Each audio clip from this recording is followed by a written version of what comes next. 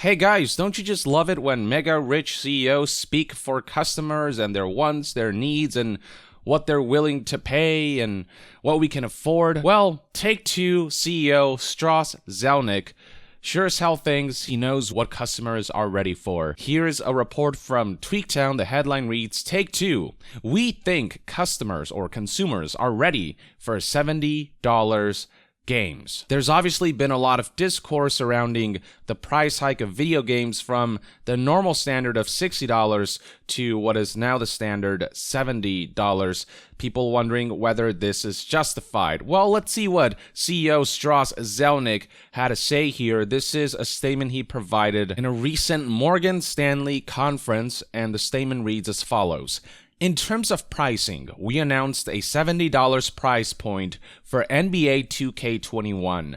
Our view was that we're offering an extraordinary array of experiences and lots of replayability. So my stance on games being $70 has been that yes, there is inflation, and if you can justify the $70 price point, then okay. What I mean by that is no microtransactions, no loot boxes, no additional forms of monetization. If you ship a game that is just a game and has the budget to justify the $70 price point, is high caliber, AAA, with a lot of tech that went behind it, fine, fair enough. Now, if you're NBA 2K21, no, there is absolutely zero excuse. This is one of those games with microtransactions, pay-to-win loot boxes, deluxe editions, and all of these additional forms of monetization that have made Take-Two more money than ever before. Sure, the base price of $60 might not have changed for a number of years,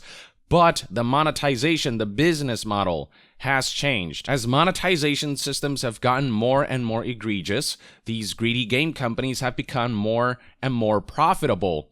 The fact of the matter is that they're acting as if, oh my god, the price of game development is so high now and we're so low on money these days because, so much investment on technology and resources to create higher fidelity games. If games having stayed $60 for years affected Take-Two that much, then we would see them make less money than ever before, but that's not what's happening. Strauss Zelnick's statement continues, the last time there was a frontline price increase in the US was in 2005 to 2006, so we think consumers were ready for it. Well, guess what? Back in 2005 and 2006, we didn't have to shell out additional money just to unlock certain cosmetics or to gain a competitive advantage in a video game. Back then, there were far less microtransactions and additional forms of monetization like DLC, Season Pass, Battle Pass, Special Editions, Deluxe Editions, whatever. All of these additional things that game companies have layered on top year after year to subtly boost the price of these games. These companies need to stop acting like nothing's changed. They have to stop pretending like the business model didn't evolve in such a way that the companies that really lean heavily into microtransactions, loot boxes, and these kinds of monetizations have no right to increase their game's price from 60 to 70. And I continue to be baffled that this guy has the audacity to use NBA 2K21 as an example, pretending as if these are not annualized games that are basically the same every year from year to year. They used to actually put some more effort into evolving these games, but lately, they've all been pretty much the same, sometimes worse than previous years. And what this does is reset the microtransactions every year so that players have to repurchase all of the player card packs and re-gamble for the best players. NBA 2K21 has turned more into a casino than it's ever been. I don't think I have to remind you of that trailer showing a bunch of influencers reacting to them winning at these casino-style games that are implemented in NBA 2K21 with a label that reads E for everyone. And plenty of reports out there of both adults and kids who have engaged with this stuff, who have become addicted and have spent way more money than they otherwise would have. So get the fuck out of here, Strauss, pretending as if nothing's changed from 2005 to 2006 and acting as if game companies have reached a ceiling of monetization. They're monetizing more than ever. Strauss continues, we haven't said anything about pricing other titles so far. We tend to make announcements on a title-by-title basis.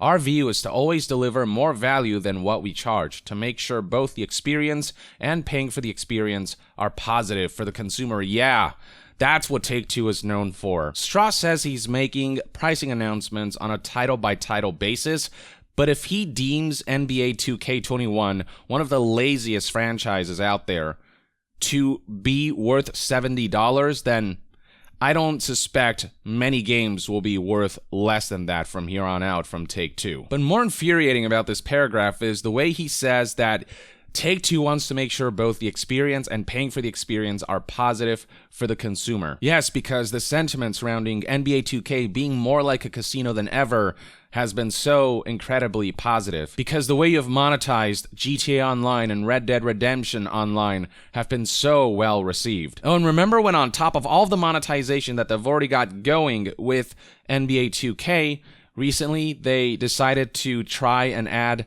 ads during loading times? We're talking about unskippable ads that extend the length, artificially extend the length of loading times. Take-Two is not a company that's perceived as caring for customers having a positive experience. They will gladly sacrifice that if it means additional monetization. But Strauss Zelnick insists, we all know anecdotally that even if you love a consumer experience, if you feel you're overcharged for it, it ruins the experience and you don't want to have it again. Wow, pot, meet kettle. If you go to a nice restaurant and have a great experience and a great meal, but the check is double what you think it should be, you're never going back. Well, in your case, Take-Two, you don't have a great experience or a great meal. That's not what I'd call NBA 2K21 or any of their sports franchises and the way they've been executed from a business model standpoint, especially where loot boxes are concerned, which have odds that are so low that even if you pay hundreds of dollars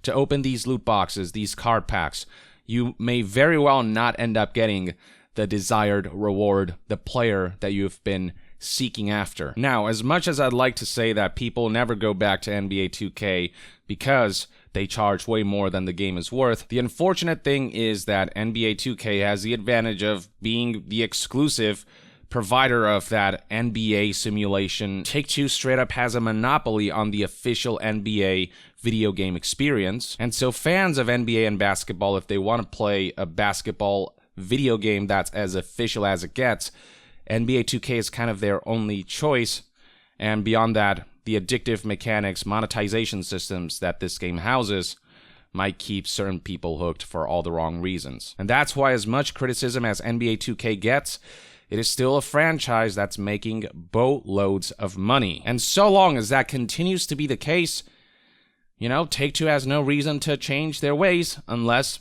government officials and regulators and legislators interfere, which I think needs to happen at this juncture because things are getting out of hand. Strauss concludes with, we always want consumers to feel that we deliver much more than we ask in return. Ah yes, because a virtual card of LeBron James in some video game totally is worth hundreds or thousands of dollars worth of gambling. Does Strauss Zelnick hear himself as he's saying all of this? Does he hear the hypocrisy? Anyway, the rest of the final paragraph reads, that's true for recurring consumer spending as well. We're here to activate and engage consumers, and if we do that, monetization follows. There's that word engage. Engagement being the word that so many companies like to use as a metric for how long can they make players stick with the game so that they keep having to pay to enjoy the game. Activate and engage consumers really means psychologically manipulate them into spending more money than they would really need to, and more money than the game and its various systems are truly worth. And they achieve this by either frustrating non-paying players enough that they'll eventually feel strong-armed to pay for the stuff that makes the experience less grindy or less frustrating, or they'll achieve this through systems that are inherently addictive, like all the gambling that are in Take-Two games. Indeed, if you psychologically manipulate consumers enough, and if you kind of have a monopoly on a specific type of experience, then indeed, monetization will follow, but not for the right reasons. So what we're left with here is a CEO who is too rich to understand that a price hike from $60 to $70 is substantial for many customers. But beyond that, Strauss Zelnick is talking out of his ass, relaying goals that Take-Two doesn't truly have. Positive consumer experience, making sure that consumers get the most value out of their purchases. None of that's true for Take-Two. None of it. For this filthy rich man who has more money than he'll ever need to have the audacity to say that he thinks consumers are ready for $70 games with everything his company does to additionally gouge people who purchase their games, it really speaks to how little consideration CEOs actually have towards the consumers, the customers that they claim to value oh so much and respect oh so much. These CEOs truly are only out there to come up with the best scheme, the best con with these video games to get players hooked and to get players paying indefinitely. That's what it comes down to. And the latest con of these game publishers who like to release microtransactions-infested games, taxing customers $10 more for games that are already plenty profitable. Let me know in the comments below what you think about Strauss Zelnick saying consumers are ready for $70 games. As I've said, for me, whether a game can ask for $70 depends on its business model, its quality, and its fidelity. But share your take in the comments below, and to be further updated on all things gaming news, reviews, and discussions, stay tuned right here on Young Yeah. I'll see you guys next time. Young out.